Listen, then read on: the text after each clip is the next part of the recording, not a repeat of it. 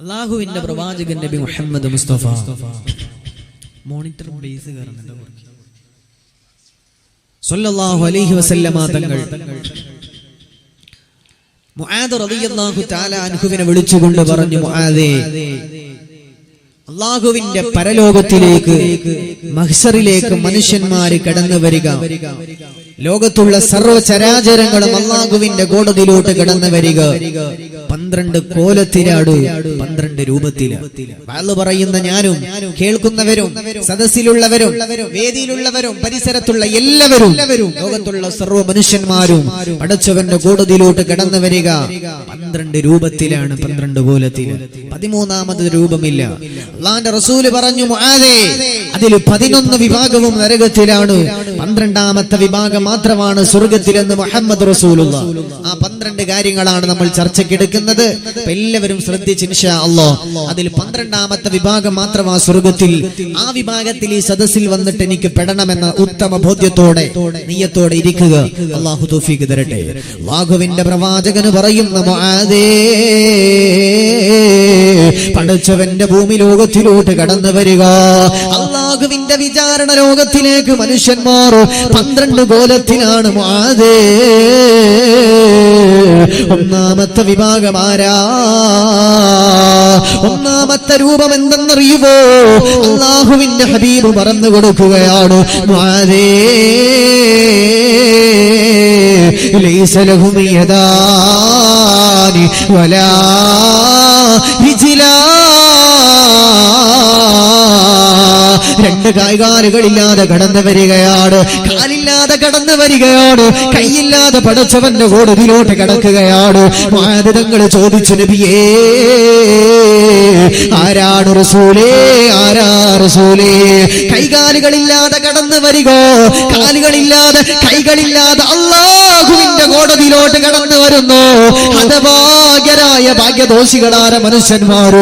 ആരാണ് നബിയേ, ആരാ റസൂലേ? അല്ലാഹുവിന്റെ ഹബീബദാ പറഞ്ഞു കൊടുക്കുകയാണ്, മുആദേ, ഹൗലാഇല്ലദീന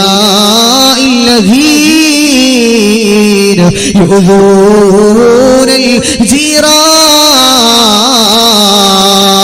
അയൽവാസികളെ നൊമ്പരപ്പെടുത്തിയവരാ, അയൽവാസിയെ സങ്കടപ്പെടുത്തിയവരാണ്, അയൽവാസിയെ പ്രയാസപ്പെടുത്തിയവരാണ്.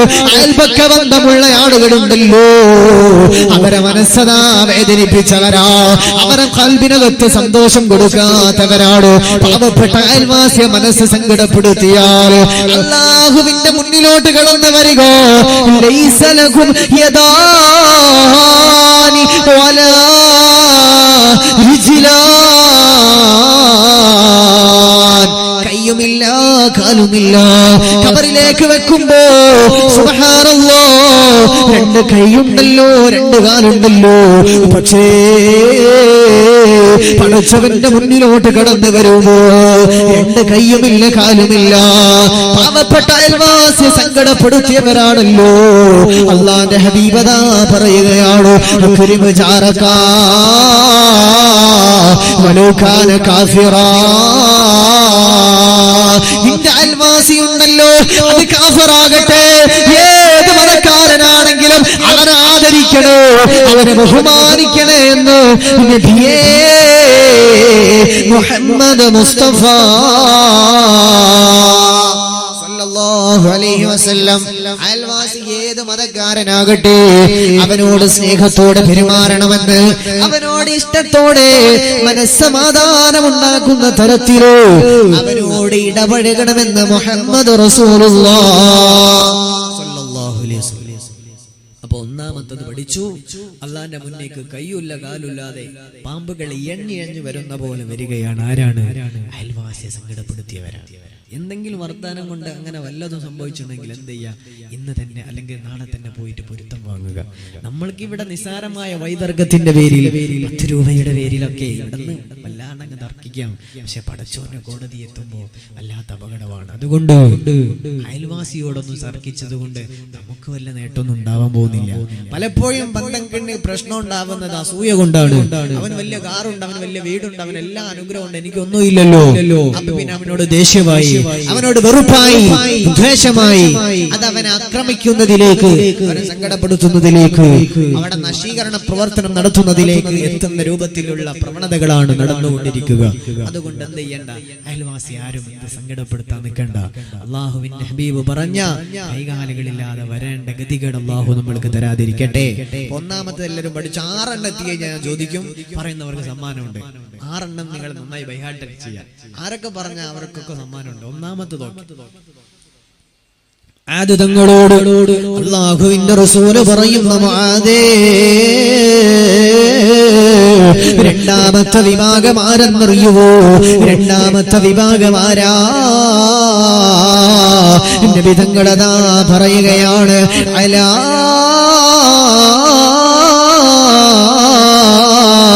സൂറത്തിൽ ഖനാസീർ, പന്നിയുടെ കോലത്തിൽ അതാ കിടക്കുകയാണ്. പന്നിയുടെ രൂപത്തിൽ പടച്ചവന്റെ മുന്നിലേക്ക്, അല്ലാഹുവിന്റെ മുന്നിലോട്ട് കടന്നു വരികയാണല്ലോ. മുആദ് തങ്ങൾ ചോദിച്ചു, നബിയേ ആരാണ് റസൂലേ? പന്നിയുടെ കോലത്തിൽ പടച്ചവന്റെ മുന്നിലോട്ട് കടന്നു വരിക, പന്നിയുടെ രൂപത്തിൽ അല്ലാഹുവിന്റെ മുന്നിലേക്ക് കടന്നു വരിക, ആരാണ് നബിയേ? അല്ലാഹുവിന്റെ ഹബീബദാ പറയുകയാണ്, നബി തങ്ങൾ പറയുകയാണ്, ഹൗലാഇല്ലദീന യതഹാബനൂന ഫിസ്സലാത്ത്, നമസ്കാരത്തെ നിസാരപ്പെടുത്തിയവരോ, നമസ്കാരത്തെ നിസാരപ്പെടുത്തിയവരോ, നമസ്കാരത്തെ പരിഗണിക്കാതിരിക്കുന്നവരോട് യതഹാബനൂന ഫിസ്സലാത്ത്, നിസാരമാക്കിയവരാണ്, നിസ്കാരത്തെ നിസാരപ്പെടുത്തിയവരാണ്. വലിയ വിഷയം തന്നെയാണിത്. പലപ്പോഴും നമ്മൾ പരിഗണിക്കാത്ത വിഷയം. അല്ലാഹുവിന്റെ ഖുർആൻ പറയുന്നത്, വൈലുൽ മുസല്ലീൻ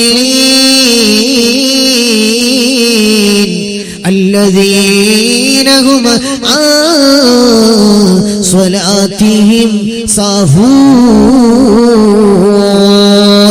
അല്ലാഹുവിന്റെ ഖുർആനാണ് പറയുന്നത്, ചില ആളുകൾക്ക് നരകമുണ്ടല്ലോ, വൈല് എന്ന് പറയുന്ന നരകമാണല്ലോ. ആർക്കാണ് വൈല് എന്ന് പറയുന്ന നരകം കൊടുക്കുന്നത്? അല്ലാഹുവിന്റെ ഖുർആൻ പറയുന്നത്, മുസല്ലീൻ,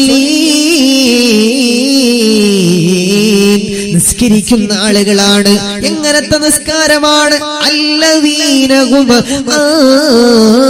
സ്വലാത്തിഹിം സാഹൂൻ, അശ്രദ്ധയോടെ നിസ്കരിക്കുന്നവരാണ്. നബി തങ്ങൾ മറ്റൊരു ഹദീസിലൂടെ പറയുകയാണ്, അല്ലാഹുവിന്റെ റസൂൽ പറഞ്ഞല്ലോ, അൽഹദുല്ലദീ ബൈനനാ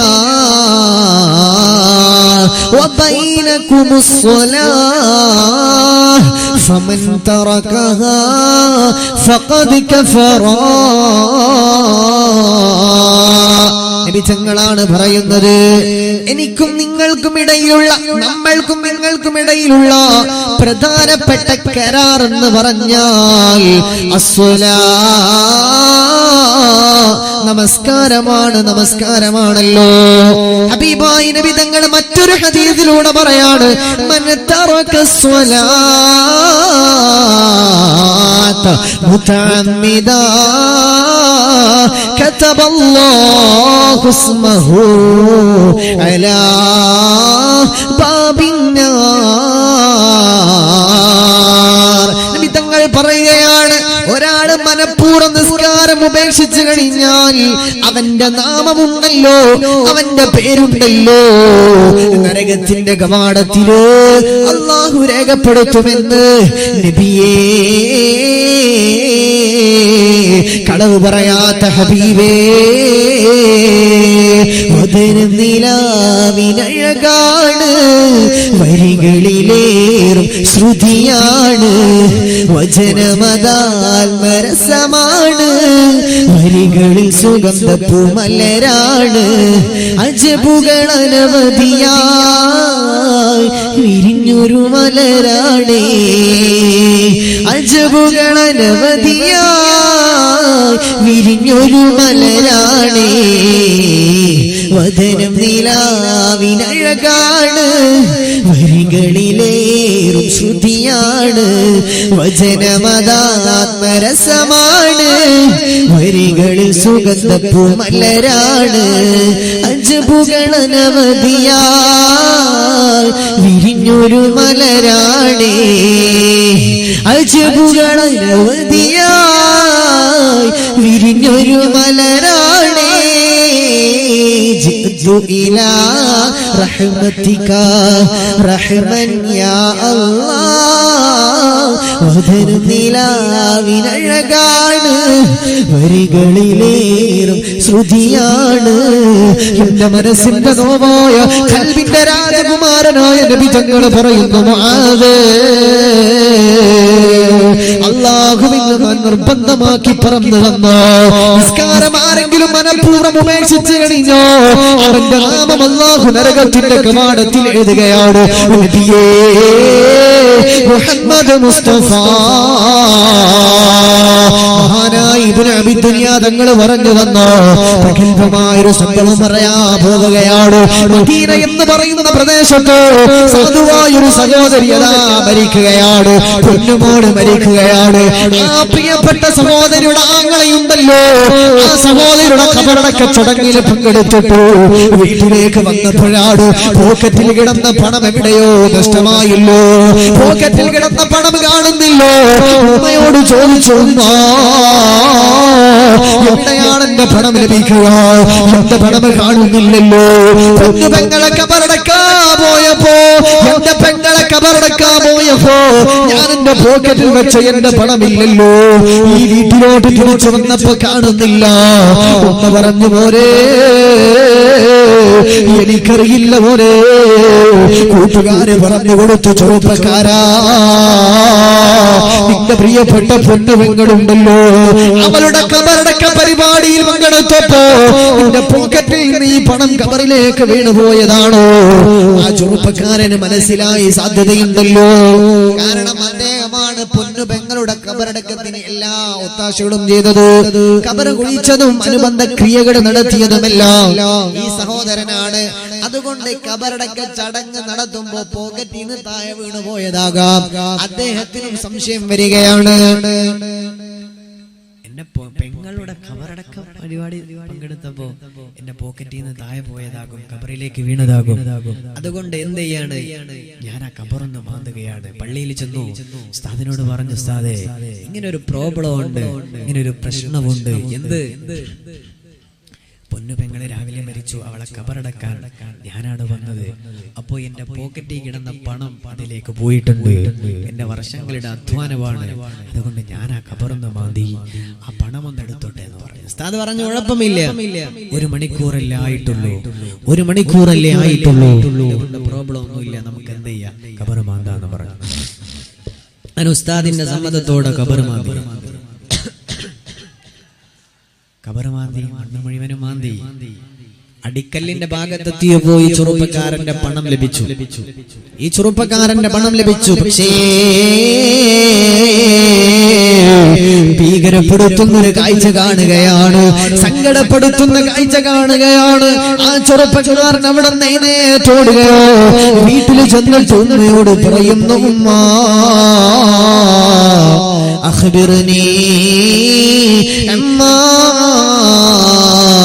ഉഖ്തി എന്റെ പൊന്നുപെങ്ങളെ പറ്റി ഒന്ന് പറയണേ ഉമ്മ പൊന്നുപെങ്ങൾ എന്ത് തിന്മയാ ചെയ്തിരിക്കുന്നത് അവളെ പറ്റി ഒന്ന് പറയണേ ഉമ്മ ഉമ്മ ചോദിച്ചു പോരേ എന്റെ പൊന്നുപെങ്ങളെയല്ലേ മരണപ്പെട്ട് കബറടക്കിയത് പൊന്നുപെങ്ങളെ കബറടക്കം കഴിഞ്ഞിട്ടല്ലേ നീ ഇങ്ങോട്ട് കടന്നു വന്നത് പോലെ പിന്നെ എന്തിനാണ് അവളെ പറ്റി ചോദിക്കുക എന്തിനാണ് അവളെ പറ്റി ചോദിക്കുന്നത് പോലെ എന്തിനാണ് അവളെ പറ്റി നീ ചോദിക്കുന്നത് പോലെ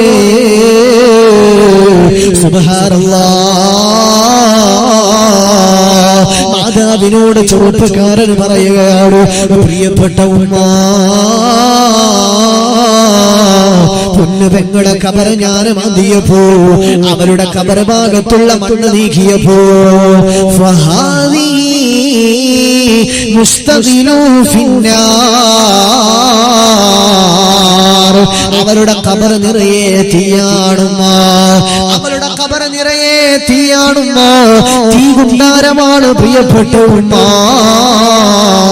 എന്റെ പണം എനിക്ക് ലഭിച്ചതാണ് പക്ഷേ ഖബർ കത്തുകയാണ് ഖബർ കത്തുകയാണ് ഉമ്മ കരയുകയാണ് ഉമ്മ തളരുകയാണ് കുറെ നേരം കഴിഞ്ഞപ്പോ ഉമ്മ മോനെ വിളിച്ചിട്ട് പറഞ്ഞു മോനെ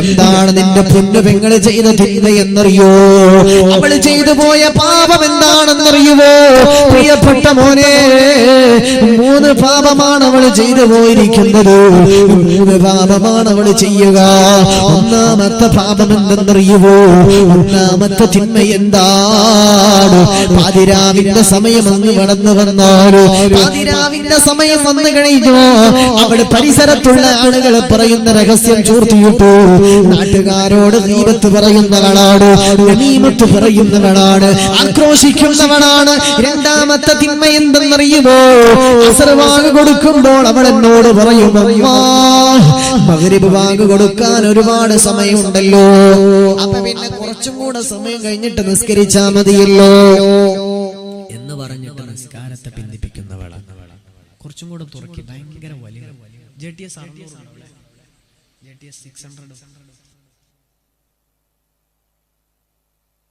250 600 ഉണ്ടോ JTS ഇല്ല അത് 600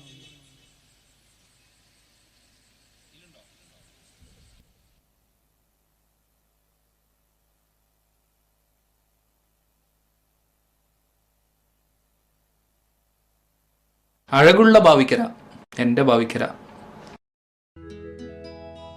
لبيك اللهم لبيك لبيك اللهم لبيك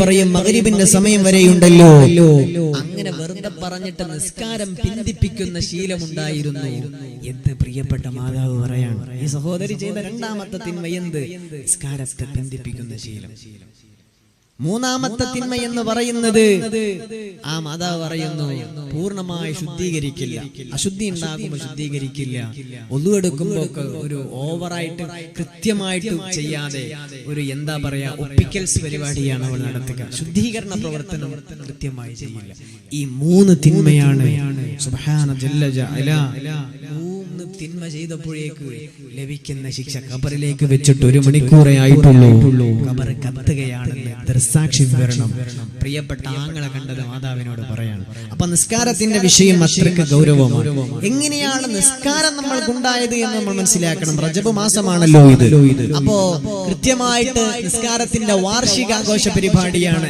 അല്ലെ റജബ് മാസം എന്ന് പറഞ്ഞത് വാർഷികം അപ്പോ എങ്ങനെയാണ് നിസ്കാരം അല്ലാഹു ഭൂമി ലോകത്തേക്ക് സ്ഥാപിച്ചത് എന്തിനാണ് അതിന്റെ ഹിക്മത്ത് എന്ത് അതിന്റെ കാര്യം എന്ത് നമ്മൾ അതിന്റെ ഹിസ്റ്ററി അതിന്റെ ചരിത്ര ശകലം പഠിച്ചാൽ മനസ്സിലാകും അല്ലാഹുവിന്റെ പ്രവാചകന് 10 കൊല്ലമായി പ്രബോധനം നടത്തുകയാണ് അല്ലാഹുവിന്റെ ഹബീബ് പ്രബോധനത്തിന്റെ വീതിയിൽ വല്ലാതെ സങ്കടപ്പെടുകയാണ് നൊമ്പരപ്പെടുകയാണ് പ്രയാസപ്പെടുകയാണ് ആരും വിശ്വസിക്കുന്നില്ല സ്വല്പം ആളുകളാ വിശ്വസിക്കുന്നത് അല്ലാഹുവേ പടച്ചവനെ ആരുമേ കിടക്കുന്നില്ല എല്ലാവരും പരിഹസിക്കുകയാ എല്ലാവരും കുറ്റപ്പെടുത്തുകയാണ് അൽ-അമീൻ എന്ന് വിളിച്ച ആളുകൾ കള്ളരെന്ന് പറഞ്ഞുകൊണ്ട് ആക്ഷേപിക്കുകയാണ് പടച്ചവര് പ്രയാസത്തിന്റെ നാളുകളാണ് സങ്കടത്തിന്റെ നാളുകൾ ഇതാ കിടക്കുകയാണ് ആ സമയത്താണ് അബൂ താലിബ് എന്നവർ വഫാത്താകുന്നത് ഖദീജ ബീവി റളിയല്ലാഹു തആല അൻഹാ വിട പറയുക അല്ലാഹുവിന്റെ റസൂലിന് അത്താണിയായ തുണ കൊടുത്ത 2 പേരാണ് ഖദീജ റളിയല്ലാഹു തആല അൻഹ വഫാത്താവുകയാണ്. അതുപോലെ അബൂ താലിബ് എന്നവർ മരണപ്പെടുകയോ നബി തങ്ങളുടെ പ്രബോധനത്തിന്റെ വഴിയോരത്ത് ഒറ്റപ്പെടുകയാണ്. സുബ്ഹാനല്ലാഹ്. അവസാനം കുടുംബക്കാരെ മുന്നിലേക്ക് പോവുകയാണ്. കുടുംബക്കാരെ മുന്നിലേക്ക് കടന്നു ചെല്ലുകയാണ്. അവസാനം ആശ്വാസം ലഭിക്കുമോ എന്ന പ്രതീക്ഷയോടെ, സന്തോഷം ലഭിക്കുമോ എന്ന പ്രതീക്ഷയോടെ കുടുംബക്കാരുടെ മുന്നിലോട്ട് കടന്നു ചെന്നപ്പോ കുടുംബക്കാരെ കല്ലെറിഞ്ഞുകൊണ്ട് നബി തങ്ങളെ ആക്ഷേപിക്കുകയാണ്. നബി തങ്ങളെ വല്ലാതെ ആക്ഷേപിക്കുകയാണ്, പരിഹസിക്കുകയാണ്, പ്രയാസപ്പെടുത്തുകയാണ്. ആ നേരത്താണ് നബി തങ്ങൾ മാറി നിന്നുകൊണ്ട് രണ്ട് കൈകളും വാനലോകത്തേക്ക് ഉയർത്തിയിട്ടു അല്ലാഹുവിന്റെ റസൂൽ ദുആ ചെയ്യുന്നു. അല്ലാഹ് ഇലൈക അസ്കൂ ബഫീ വഹസ്നി وقلة حيلتي وهواني على النار. പഠിച്ചവനെ, എന്റെ പരാതി ഞാനിതാ നിന്നോട് പറയുകയാണ്. എന്റെ പരാതി നിന്നോട് പറയുന്ന പഠിച്ചവരെ, പ്രബോധനത്തിന്റെ വീതിയിൽ ഞാൻ പ്രയാസപ്പെടുകയാണ്, പരാജയപ്പെടുകയാണ്. അല്ലാഹ് ബഫീ വഹസ്നി وقلة هيلتي هواني على النار. അല്ലാഹുവേ, മനുഷ്യന്മാരുടെ മുന്നിൽ ഞാനിതാ വശളാവുകയാണ്. നാട്ടുകാരുടെ മുന്നിൽ, കുടുംബക്കാരുടെ മുന്നിലോ ഞാനിതാ പരിഹസിക്കപ്പെട്ടു. അല്ലാഹ്, വാനലോകത്തു നിന്നുള്ള മനോഹരമായ സഹായമില്ലാതെ പ്രബോധനത്തിന്റെ വഴിയെ സഞ്ചരിക്കാൻ കഴിയില്ല. പക്ഷേ ഇല്ലം യകുൻ ബിക ഗളബുൻ ഫലാ ഉബാലി. നിന്റെ കോപം എനിക്കില്ലെങ്കിലോ, നിന്റെ ദേഷ്യം എനിക്കില്ലെങ്കില് ഒരു പ്രശ്നവുമില്ല പടച്ചവരെ, ഒരു പ്രയാസവുമില്ല പടച്ചവരെ, ഒരു സങ്കടമില്ല പടച്ചവരെ. നിന്റെ ദേഷ്യം എന്നോടുണ്ടാകരുതേ, നിന്റെ കോപം എനിക്കുണ്ടാകരുതേ. ഒരു കണ്ടീഷനാണ് നബി തങ്ങൾ പറയുന്നത്. അല്ലാഹുവേ, നിന്റെ ദേഷ്യം എനിക്കില്ലെങ്കിൽ എനിക്കൊരു പ്രശ്നവുമില്ല, ഞാൻ എത്രയും സഹിച്ചോളാം, ക്ഷമിച്ചോളാം. നിന്റെ ദേഷ്യം എനിക്കുണ്ടാവരുത്.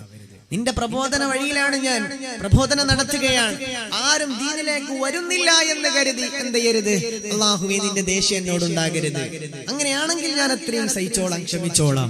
എന്നാലും വാനലോകത്തു നിന്നുള്ള മനോഹരമായ സഹായസ്ത്വം അത്യാവശ്യമാണ് എന്ന ഭാവേന നബി തങ്ങൾ അല്ലാഹുവിനോട് കൈ ഉയർത്തി ദുആ ചെയ്യുകയാണ്. വലിയൊരു പ്രതിസന്ധി മുന്നിൽ. സ്വന്തം ഭാര്യ വഫാത്തായി, തുണയായിരുന്ന അബൂ താലിബ് വഫാത്തായി, രണ്ടുപേരും മരണപ്പെട്ടു. നബി തങ്ങൾ ഒറ്റപ്പെടുകയാണ്. കുടുംബക്കാരെ കല്ലെറിഞ്ഞ് അടിച്ചോടിക്കണം. വല്ലാതെ സമൂഹത്തിന്റെ ഇടയിൽ മാനം കെടുന്ന ഒരു അവസ്ഥയിൽ നബി തങ്ങൾ നിൽക്കുമ്പോ ആ സമയത്താണ് അള്ളാഹിനോട് ദുആ ഉണ്ടാകുന്നത്.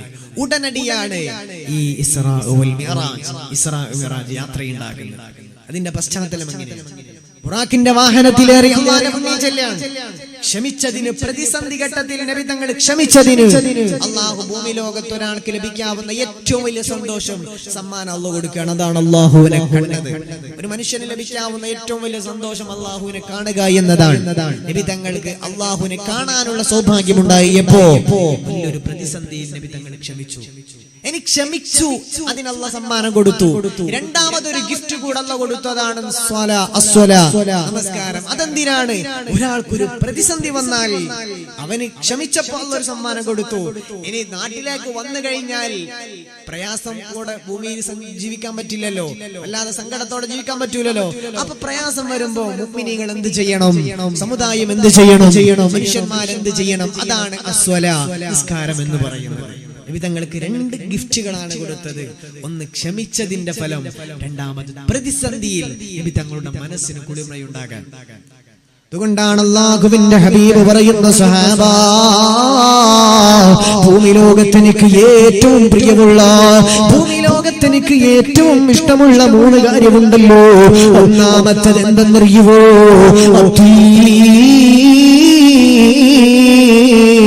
സുഗന്ധമാണ് സഹാബാ. മൂന്നാമത്തെ കാര്യം എന്തെന്നറിയുവോ? ഖുർറത്തു ഐനി ഫിസ്സലാ, നിസ്കാരത്തിലുള്ള സന്തോഷം സന്തോഷമാണല്ലോ, നിസ്കാരത്തിൽ ലഭിക്കുന്ന മനസ്സമാധാനമാണല്ലോ നബിയേ മുഹമ്മദ് മുസ്തഫ. നബി തങ്ങൾ പറയുന്നു, ഭൂമിയിൽ അല്ലാഹുവിന്റെ ഹബീബിന് ഏറ്റവും ഇഷ്ടപ്പെട്ടത് 3 എണ്ണമാണ്. ഒന്നാമത്തത് പെർഫ്യൂമുകളാണ്, സുഗന്ധമാണ്. മൂന്നാമത്തത് നിസ്കരിക്കുമ്പോൾ ലഭിക്കുന്ന സന്തോഷമാണ്, നിസ്കാരത്തിൽ ലഭിക്കുന്ന ആശ്വാസമാണ്. രണ്ടാമത്തൊരു കാര്യം കൂടെ പറഞ്ഞു, ആർക്കെങ്കിലും അറിയോ ഉസ്താദുമാരല്ലാത്ത? അപ്പൊ അവർക്കൊരു ഗിഫ്റ്റ് സമ്മാനമുണ്ട് ഇൻഷാ അല്ലാഹ്. ഒന്നാലോചിച്ച് ചെറുപ്പക്കാരൊക്കെ ഉണ്ടായിട്ട് അല്ലാഹുവിന്റെ ഹബീബിന് ഏറ്റവും ഇഷ്ടപ്പെട്ട 3 കാര്യത്തിൽ രണ്ടാമത്തെ കാര്യം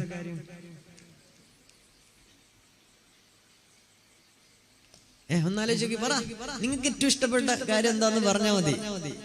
ഒന്ന് ഗസ് ചെയ്ത് നോക്ക്, ഉത്തരം കിട്ടുന്നവർക്ക് സമ്മാനം. ചെറുപ്പക്കാരൊക്കെ ഒരുപാടുണ്ടല്ലോ. എന്റെ റസൂലിന് ഭൂമിക്ക് ഏറ്റവും ഇഷ്ടപ്പെട്ട 3 കാര്യം 2 പറഞ്ഞു. ഒന്ന് അത്തറുകളാണ്, സുഗന്ധമാണ്, പെർഫ്യൂമുകളാണ്. മൂന്നാമത്തെ നിസ്കാരത്തിലുള്ള ടേസ്റ്റ്. രണ്ടാമത്തതാണ്. നിങ്ങൾക്ക് ഏറ്റവും സന്തോഷമുള്ള കാര്യം പറഞ്ഞാൽ മതി. ഒന്ന് ആലോചിച്ച് നോക്കിയാട്ടെ.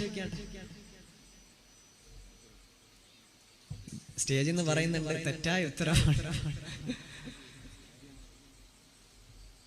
ആരാ പറഞ്ഞ? മാഷാ അല്ലാഹ്. പറഞ്ഞാളെ മുഹമ്മദ് അലി, മുഹമ്മദ് കുഞ്ഞി. മാഷാ അല്ലാഹ്. നമ്മുടെ മുഹമ്മദ് കുഞ്ഞി സാഹിബാണ് പറഞ്ഞത്. ഭാര്യയാണ്. അപ്പൊ നിങ്ങളോട് ഞാൻ ചോദിച്ചു, നിങ്ങൾക്ക് ഭൂമിയിൽ ഏറ്റവും ഇഷ്ടപ്പെട്ട സാധനം എന്താന്ന്? ഒരാൾ പോലും ഭാര്യമാരെന്ന് പറഞ്ഞില്ല. അപ്പൊ ഇതിന്റെ പരിസരത്തൊക്കെ ഒരുപാട് സഹോദരിമാരുണ്ടല്ലോ അല്ലെ? നിങ്ങളെല്ലാവരും എന്ത് ചെയ്യാം? ഉഷാറാവാം. നബി തങ്ങൾ പറഞ്ഞിട്ടുണ്ട്, ഭർത്താവിന്റെ സന്തോഷത്തിലാണ് നിങ്ങളുടെ സ്വർഗം എന്ന്, ഭാര്യമാരുടെ സ്വർഗം. അപ്പൊ ഞാൻ ചോദിച്ചു, കല്യാണം കഴിഞ്ഞ ഒരുപാട് ആളുകളുണ്ട്, ഒരാളും ഭാര്യമാരെന്ന് പറഞ്ഞിട്ടില്ല. അപ്പൊ അവർക്ക് ഭൂമിയിൽ ഏറ്റവും സന്തോഷമുള്ള കാര്യം നിങ്ങളല്ലാന്ന് അല്ലേ? ഏതായാലും വേണ്ടിയിൽ അല്ലാഹു ദാമ്പത്യ ജീവിതത്തിലൊക്കെ സൗഭാഗ്യം തരട്ടെ. നമ്മുടെ മുഹമ്മദ് കുഞ്ഞി സാഹിബ് ഉത്തരം പറഞ്ഞിട്ടുണ്ട്. അദ്ദേഹത്തിന് നമ്മൾക്കൊരു ഗിഫ്റ്റ്. ഒരു ജമാഅത്ത് കമ്മിറ്റിയിൽ എന്താണ് സംഘാടക സമിതിയുടെ ചെയർമാൻ. മാഷാ അല്ലാഹ്. അപ്പൊ നമ്മുടെ മുഹമ്മദ് കുഞ്ഞി സാഹിബിന് ഒരു ഗിഫ്റ്റ് ആയി. ഇടയ്ക്കിടെ ക്വസ്റ്റ്യൻ ചോദിക്കും, റിഫ്രഷ്മെന്റിന്. എല്ലാവരും റെഡി ആയിട്ടിരിക്കുക. പറഞ്ഞതിന് തന്നെ ക്വസ്റ്റ്യൻ ഉണ്ടാകും. ഒരു എക്സാം, ഇപ്പൊ എക്സാം ഒക്കെ കഴിഞ്ഞൊരു സമയമാണല്ലോ. ഇപ്പൊ ഒരു കുറെ കുട്ടികളൊക്കെ ഉണ്ട്. ഒരു എന്താ പറയാ, ഒരു എക്സാമിനേഷനും കൂടെ ആയിക്കോട്ടെ ഇൻഷാ അല്ലാഹ്.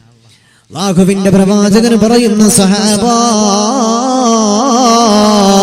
രണ്ടാമത്തെ കാര്യം എന്തെന്നറിയുവോ? ഭൂമി ലോകത്ത് എനിക്ക് ഏറ്റവും പ്രിയമുള്ള രണ്ടാമത്തെ കാര്യം എന്താ? അന്നിസാ, എന്റെ പ്രിയമുള്ള ഭാര്യമാരാണ്, എന്റെ ഭാര്യമാരാണ് സഹാബാ. ഈ 3 കാര്യമാണ് ഭൂമിയിൽ എനിക്ക് ഏറ്റവും പ്രിയമെന്നോ നബിയേ മുഹമ്മദ് മുസ്തഫ സല്ലല്ലാഹു അലൈഹി വസല്ലം. അപ്പോ ഇനി മറക്കരുത് കേട്ടോ ഇൻഷാ അല്ലാഹ്. അപ്പൊ മൂന്നാമത് പറഞ്ഞെന്താണ്? നിസ്കാരത്തിൽ ഉണ്ടാകുന്ന ആനന്ദം, ടേസ്റ്റ്. അപ്പോ ഒരാൾക്ക് ആനന്ദം കിട്ടുക, ഒരാൾക്ക് സന്തോഷം കിട്ടുക, അതിനുള്ള മാധ്യമമാണ് നിസ്കാരം എന്ന് പറയുന്നത്. കാന റസൂലുള്ളാഹി സ്വല്ലല്ലാഹു അലൈഹി വസല്ലം ഇദാ ഹസബഹു അംറുൻ ഫസിഅ ഇലാ സ്വലാഹ്. അല്ലാഹുവിന്റെ ഹബീബ് ഒരു വിഷമം മുന്നിലേക്ക് കടന്നു വന്നാൽ അല്ലാഹുവിന്റെ ഹബീബ് ഫസിഅ ഇലാ സ്വലാഹ്, തങ്ങൾ നിസ്കാരത്തിലേക്ക് ഓടുമായിരുന്നു. ഒരു പ്രതിസന്ധി വന്നാൽ ഫസിഅ ഇലാ സ്വലാഹ്, അല്ലാഹുവിന്റെ ഹബീബ് നിസ്കരിക്കുമായിരുന്നു എന്ന് അവിടുത്തെ സ്വഹാബിമാര് നമ്മളോട് പറയുമ്പോൾ, പ്രതിസന്ധി വന്നു കഴിഞ്ഞാൽ നമ്മൾ ആരെങ്കിലും നമസ്കരിക്കാൻ ഓടാറുണ്ടോ? കൂട്ടുകാരോട് പറയാറുണ്ട്, നാട്ടുകാരോട്, സമുദായ പ്രേമികളോട്, അല്ലേ? പരിസര ബന്ധുക്കൾ, അതുപോലെയുള്ള ആളുകൾ, കുടുംബക്കാർ, നാട്ടുകാർ പലരോടും ഷെയർ ചെയ്യാറുണ്ട്. അല്ലാഹുവിന്റെ മുന്നിലൊന്ന് നമസ്കരിച്ചുകൊണ്ട് റബ്ബേ ഇന്ന പ്രശ്നത്തിൽ അകപ്പെട്ടിരിക്കുകയാണ്, ഒന്ന് മനസ്സമാധാനം ലഭിക്കാൻ ഞാനിതാ നിന്റെ മുന്നിൽ നിസ്കരിക്കുന്നു അല്ലാഹ് എന്ന് പറഞ്ഞുകൊണ്ട് ഒരു 2 റക്അത്ത് എത്ര കാലമായി നമ്മളെ കൊണ്ട് പറ്റിയിട്ടുണ്ടോ? വിഷമങ്ങൾ വരുമ്പോ മുത്തുനബി തങ്ങൾ ചെയ്യാറുണ്ടായിരുന്നത് നിസ്കരിക്കുമായിരുന്നു, നിസ്കാരത്തിലേക്ക് ഓടുമായിരുന്നു, ഉളരുമായിരുന്നു. പെട്ടെന്ന് നിസ്കാരം മറ്റുള്ളവരോട് പറയാൻ നിൽക്കുന്നതിന്റെ മുന്നേ കൂട്ടുകാരോട്, ഭാര്യയോട്, ബന്ധുക്കളോട്, ആരോടും ഷെയർ ചെയ്യുന്നതിന്റെ മുന്നേ വിഷമങ്ങളോ പ്രയാസങ്ങളോ വന്നാൽ നിസ്കരിക്കാൻ ഓടുമായിരുന്നു എന്ന് സ്വഹാബികൾ. അല്ലാഹുവിന്റെ ഹബീബിന്റെ ജീവിതം നമ്മളോട് പറയുകയാണ്. നമ്മൾക്കത് പറ്റാറുണ്ടോ? പ്രതിസന്ധികൾ, പ്രയാസങ്ങൾ എത്രയോ ഉണ്ട്, സങ്കടങ്ങളുണ്ട്, അല്ലേ? എല്ലാവർക്കും ഉണ്ട്. ആരെങ്കിലും അല്ലാഹുവിന്റെ മുന്നിൽ നിസ്കരിച്ചിട്ടുണ്ടോ? ഈ ഒരു കാര്യത്തിന്റെ പേരിൽ ഫർള് നമ്മളെല്ലാവരും നിസ്കരിക്കാറുണ്ട്. ഒരു അഡീഷണൽ നമസ്കാരം എന്തിന്? മനസ്സൊന്ന് ക്ലിയർ ആവാൻ, മനസ്സമാധാനം ലഭിക്കാൻ. അല്ലാഹുവേ, ഞാൻ നിന്റെ മുന്നിൽ ഇതാ സാഷ്ടാംഗം നമിക്കുകയാണ്. എന്റെ ഖൽബിന് ഇസ്തിഖാമത്ത് തരണേ അല്ലാഹ്, മനസ്സമാധാനം തരണേ അല്ലാഹ് എന്ന് പറഞ്ഞുകൊണ്ടൊന്ന് നിസ്കരിക്കണം നമ്മൾ. അല്ലാഹു തൗഫീഖ് തരട്ടെ. നബി തങ്ങൾ യുദ്ധത്തിന്റെ വേളയിലാണ്. ബദ്ർ യുദ്ധം നടക്കുകയാണ്. നാളെയാണ് ബദ്ർ യുദ്ധം നടക്കുന്നത്. സഹാബിമാരെല്ലാവരും അവിടെ എത്തിയിട്ടുണ്ട്. എല്ലാവരും നബി തങ്ങളോട് പറഞ്ഞു, നബിയേ, ഒരുപാട് സഞ്ചരിച്ചു വന്നതല്ലേ, ഒരുപാട് ജോലി ചെയ്ത ക്ഷീണമുണ്ടല്ലോ, ഞങ്ങളൊന്ന് കിടന്നുറങ്ങട്ടെ നബിയേ. നാളെയല്ലേ യുദ്ധം നടക്കാനിരിക്കുന്നത്. യുദ്ധത്തിൽ ഉന്മേഷം ലഭിക്കണമെങ്കിൽ ഞങ്ങൾക്കൊന്ന് വിശ്രമിക്കണം, ഞങ്ങളൊന്ന് കിടക്കട്ടെ നബിയേ. അല്ലാഹുവിന്റെ ഹബീബ് സമ്മതം കൊടുക്കുകയാണ്. അങ്ങനെ സഹാബിമാരെല്ലാവരും കിടക്കുകയാണ്. ബദ്ർ യുദ്ധമാണ് നാളെ നടക്കാൻ പോകുന്നത്. മഹാനായ അലി റളിയല്ലാഹു തആല അൻഹു ഉണ്ട്. എല്ലാവരും ഇങ്ങനെ കിടക്കുകയാണ്. പാതിരാവിന്റെ നേരത്ത് അലി റളിയല്ലാഹു തആല ഉണരുകയാണ്. ഞെട്ടി ഉണരുന്നു, അല്ലേ? ഹബീബായ തങ്ങളെ ഒരു മരത്തിന്റെ ചുവട്ടിൽ നമസ്കരിക്കുന്നത് കാണുകയാണ്. കാന യുസല്ലി തഹ്ത അശ്ശജറ വയബ്കി ബുകാഅൻ കസീറാ. അല്ലാഹുവിന്റെ ഹബീബ് എല്ലാ സ്വഹാബിമാരും ഉറങ്ങുമ്പോൾ, ഞങ്ങളെല്ലാവരും കിടന്നുറങ്ങുമ്പോൾ ഹബീബായ തങ്ങൾ ഒരു മരത്തിന്റെ ചുവട്ടിൽ നിസ്കരിക്കുകയാണ്. വയബ്കി ബുകാഅൻ കസീറാ. അല്ലാഹുവിന്റെ ഹബീബ് പൊട്ടി പൊട്ടി നിലവിളിക്കുകയാണ്. മാത്രമല്ല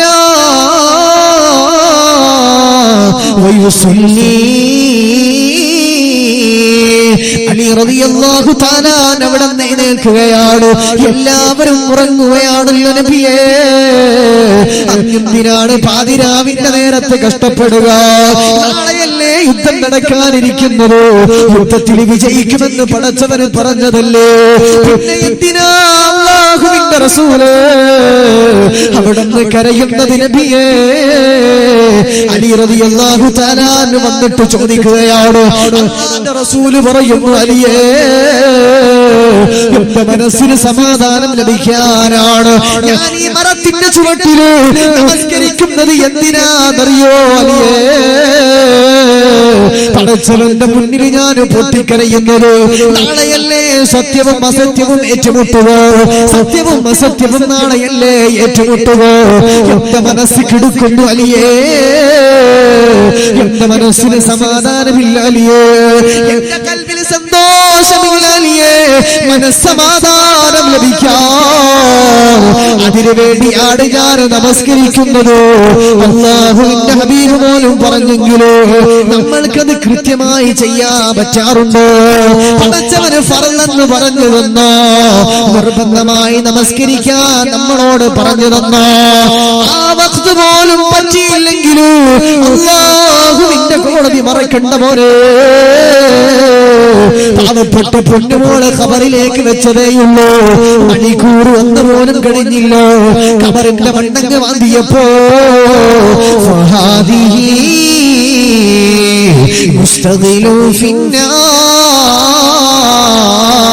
അവളുടെ ഖബർ നിറയെ തീയാണ്, തീയാണ്. ഖബറെന്ന് കേട്ടാൽ തൽക്ഷണം ഞെട്ടേണ്ടതാ.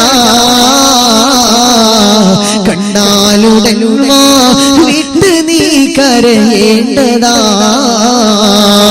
മേടയ്ക്കു പകരം മാളമാ സുബ്ഹാന റബ്ബേ അതിൽ കിടക്കേണ്ടതാ. അസ്മാനാ. അത് പറയുമ്പോ ഞാൻ ചെന്ന് കിടക്കേണ്ട വീടാണ്. വേദിയിലിരിക്കുന്ന എബി സാഹിബ് കെബി സാഹിബ് നാളെ ചെന്ന് കിടക്കേണ്ട വീടാണ്. ആ വീടിന്റെ ഗതികേട് എന്താണെന്നറിയുമോ പ്രിയമുള്ളവരെ? അല്ലാഹുവേ, ആ ഭൂമി ലോകം ഞങ്ങൾക്ക് സൗഭാഗ്യത്തിലാക്കണേ പടച്ചവരെ. മൂന്നാമത്തെ വിഭാഗം ആരെന്നറിയുമോ? ഖബറിൽ നിന്ന് എഴുന്നേറ്റ് വരുന്ന മൂന്നാമത്തെ വിഭാഗമുണ്ടല്ലോ. അല്ലാഹുവിന്റെ റസൂല് പറയുന്ന മുആദേ, ആരാണ് വിഭാഗമാരാണ്?